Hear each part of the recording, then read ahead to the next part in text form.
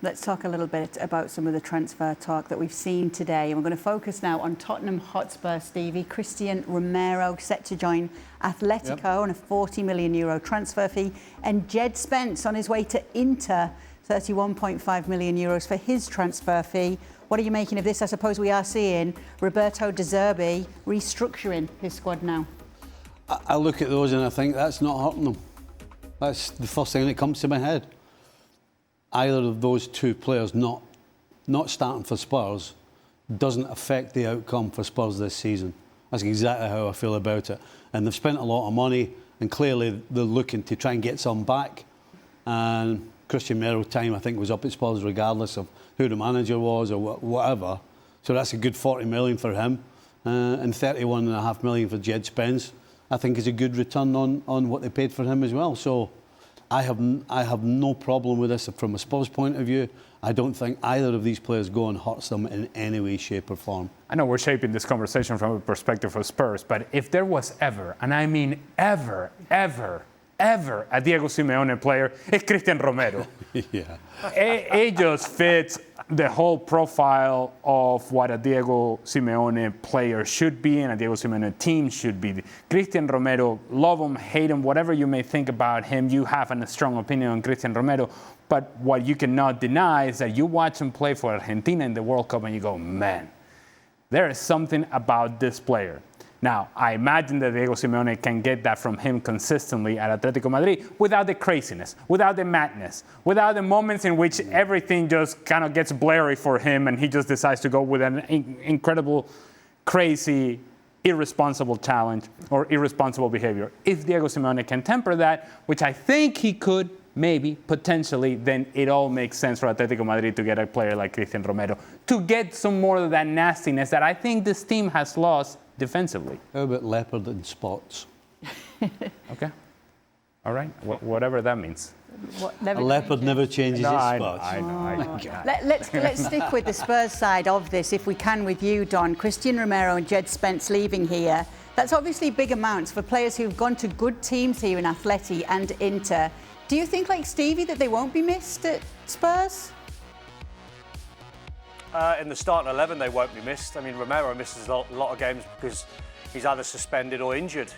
He's not a miss whatsoever. I think sometimes he's a liability. And I laughed when Ali talked about, Atletico Madrid signing. He's perfect. He's like Jimenez or he's like Godin back in the day where there were just nasty defenders. I guarantee you, and anyone who's watched the Atleti sides or Romero play, he will have red cards written all over him because that's how he plays. He's emotional. He's always on the edge. I think Djed Spence is an interesting one. He's probably not going to get the game time unless he played at left back because Pedro Porro's the right back, so he's not going to get in at right back. I think it makes sense for Inter to buy him. They lost Denzel Dumfries to Real Madrid, so it feels like that's a plug-in player that you just drop from Spurs, Djed Spence, straight into the Inter Milan team, and you think, yeah, that feels like a good fit. So I think both players moving on will be happy with their moves.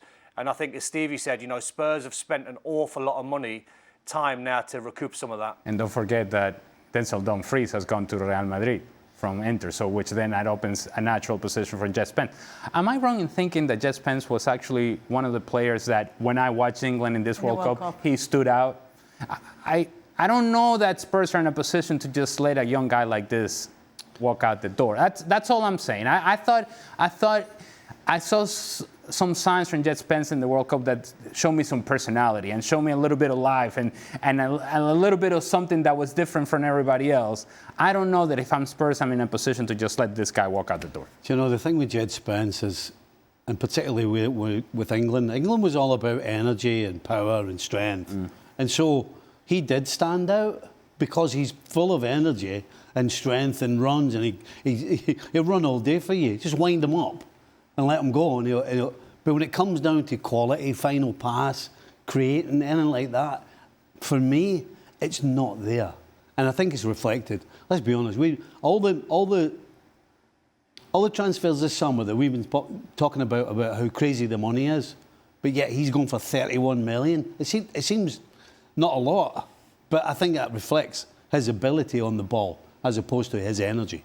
Yeah, I wondered what Stevie was going to say there, whether he had indigestion or he just disagreed with what you were talking about. But now I have my answer, don't I? Yeah, stay up to date with all the transfers over on our website. Here's some notable ones for you today. Pep Chavarria joining Chelsea from Rayo. Romelu Lukaku, can we have a...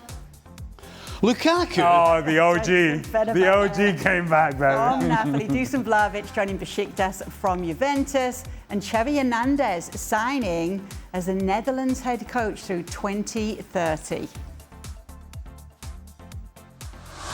Okay, let's move on to talk about Julián Álvarez. Lots of talk about his face-to-face meeting with Diego Simeone. Atlético seemingly digging their heels in. They do not want him to go to Barcelona. He is high on the wish list. Let's talk to Gemma Soler, who has a little bit more news about everything here. Gemma, great to see you. Are Barcelona actually optimistic that they can get this done before the transfer window closes? Because we do see and hear that Atleti are in no hurry to let this player go.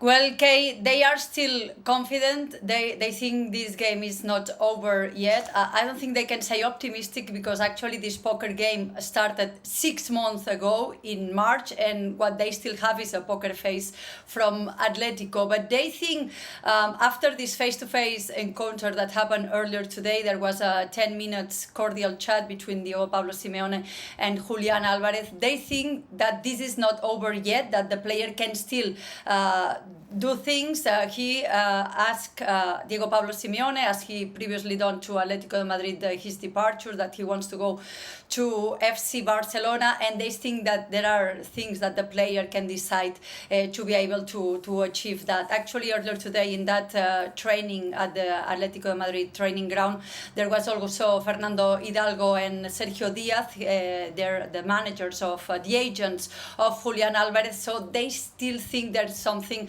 to be done. But of course, it's not the position that Barcelona wanted because they have been working so hard to get this transfer. If they don't get him, Gemma, what's the plan B? This is a very good question, because if this is not happening and Ferran today with a special permit didn't go to training and he's finishing his signing with PSG, this means that it's 40 goals Barcelona are missing between Lewandowski and Ferran Torres. So, of course, there needs to be a plan B. The thing is that it is impossible to get a name that has credibility from Barcelona. They only say that Julián Álvarez is plan A and the only plan. They also praise a lot Hamza El Karim, this Egyptian young forward, that he has been doing great. It's a pure striker, a pure number 9, and Hansi Flick speaks really good about him. But something changed in Barcelona this last year. They made a lot of changes in the board of members. They have access to signings, also to the press officers and everything, and the signings are not getting linked at all. We found out about Anthony Gordon the same day it has happened. Adeyemi was the same. Actually, about Araujo's departure was the same. So we all think that there is a plan B being worked by Deco and by President Laporta. Some names that are on the table: Oyarzabal, this looks very difficult, the Real Sociedad strikers. Some names, there's always the players linked to Jorge Mendes for the good relation. So you can think about Rafael Leao, Osimhen, and some others. Some pipe dreams that have been in the table for Barcelona are, of course, Lautaro Martinez and Harry Kane. But this, of course, looks extraordinarily difficult for Barca. Don't laugh. How would Barca fare without a Julián Álvarez coming in? If Ferran Torres is going, how are they going to look then? Could they manage without those players? Well, they could manage, but what does managing mean? They're going to win a bunch of games still, but you have to have a presence, an attacking presence down the middle. And what you have is a bunch of guys that are tweeners, guys that you can put in that position, but they're not really strikers down the middle. So that's Karim Adeyemi, that is Dani Olmo, Anthony Gordon, guys that you can put there and just kind of cover a hole here and there, but they are far more effective going elsewhere on the field. It would be negligent from Barcelona, negligent, if they don't have a second option already in mind and already talked about and discussed if the Julián Álvarez thing falls through. If it's not going to happen, you have to have a plan ready to go. if you don't have a plan ready to go, if Julián Álvarez doesn't work out, then you're not doing your job if you're Barcelona. And Deco and everybody else that is part of his office, you're not doing your job.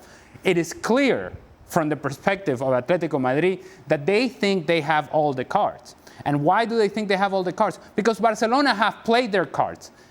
With Ferran Torres walking out the door potentially, and then you have Robert Lewandowski already gone, Atlético Madrid knows that you're in need, that you're desperate. And if you're desperate, you start reaching. And so we're just going to sit right here and see what you do next. We don't want this player to leave, so make us want this player to leave. And so then it's the responsibility of Barcelona to come up with an offer that Atlético Madrid simply cannot refuse. It kind of feels as if they don't get Julián Álvarez.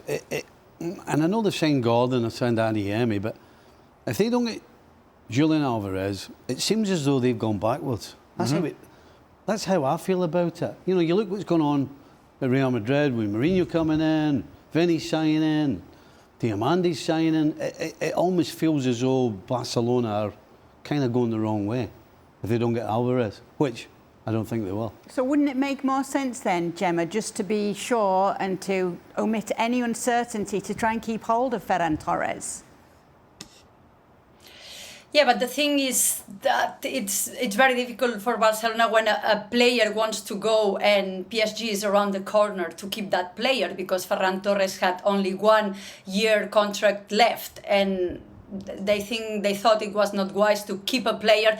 This happened before with Ousmane Dembélé. He wanted to leave, Barcelona retained him, and then he left for free.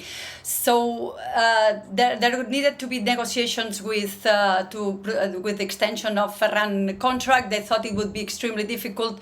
There is also the signing of Rodri involved, because there is a clause in the Ferran Torres contract that they need to pay Man City.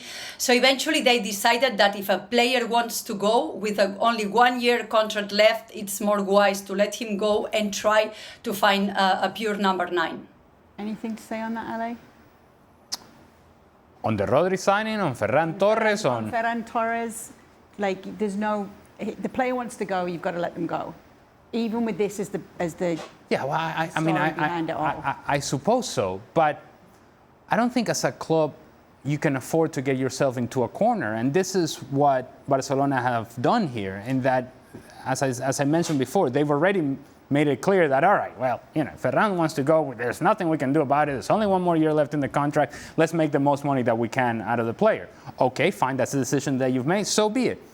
But make that decision knowing full well that the guy that you're bringing in is actually coming in, not. Like, if we're asking ourselves what's more likely to happen, and I guess I'll ask Gemma that, what's more likely to happen? I don't want to do your job here, okay? But go ahead, it's a question for Gemma, that what's more likely to happen, for Julián Álvarez to be playing for Atlético Madrid or to be playing for Barcelona this season?